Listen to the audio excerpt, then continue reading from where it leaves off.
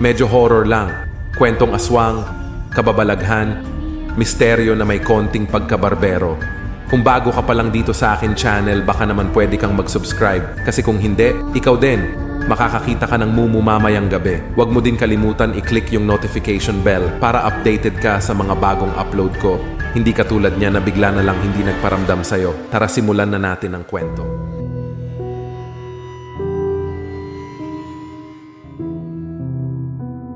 Nangyari ito noong October 2012. Sem break at naimbitahan kami ng kaibigan naming si Nelson na magbakasyon sa probinsya nila sa Abra. Bale, 4 kami nagbiyahe. Ako, yung 2 pa naming kabarkada na si Neil at si Roy, at si Nelson nga na siyang nagmamaneho ng sasakyan. Yamang sa kanila yung kotse at siya ang nakakaalam ng lugar. Hapon na nung makaalis kami ng Maynila at sa pagkakaalam ko ay malayo talaga ang probinsya nila. Mula Maynila ay aabutin ka ng 10 to 12 hours na biyahe. Kung kaya, hindi ko mapigilang antukin at makaidlip.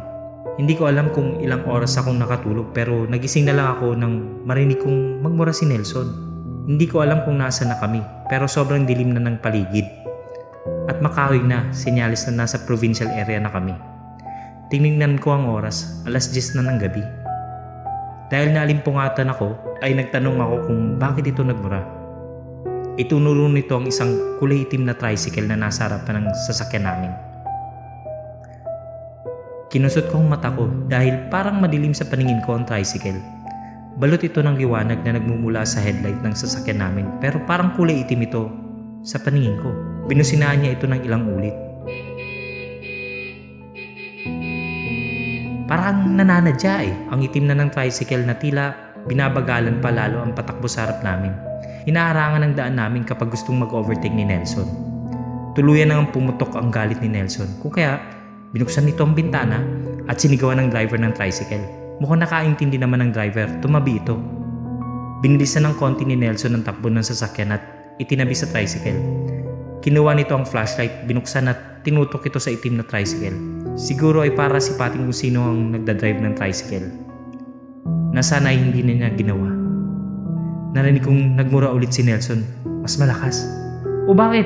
Hindi ako palamurang tao Pero maging ako napamura ng malakas ng matanglawan ng ilaw ang umaandar na tricycle. Wala itong driver sa loob.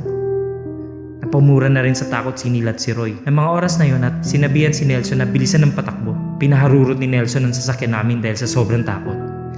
Pero hindi pa ito nagtatapos doon. Dahil naririnig namin ang tricycle na humaharurot din. Para bang hinahabol kami.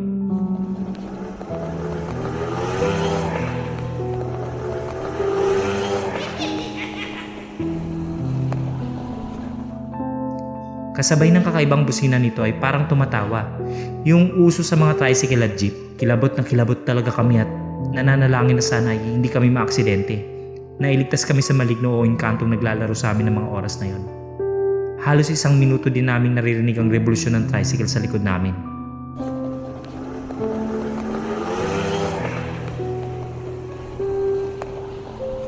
Hanggang sa maya-maya ay nawala na rin ito ng tuluyan. Nakahinga man kami na maluwag ay hindi pa rin mawala ang takot namin sa kakaibang karanasang iyon. Sa awa ng Panginoon ay nakarating kami ng ligtas sa bahay nila Nelson. Nang maikwento namin sa mga kamag-anak nito ang nangyari, dapat daw ay hindi na lang namin ito pinansin at pinabayaan na lang daw namin. Madalas daw talaga magpakita ang itim na tricycle na yun doon lalo sa mga ginagabing biyahero. Malay ba namin na multo yun, di ba?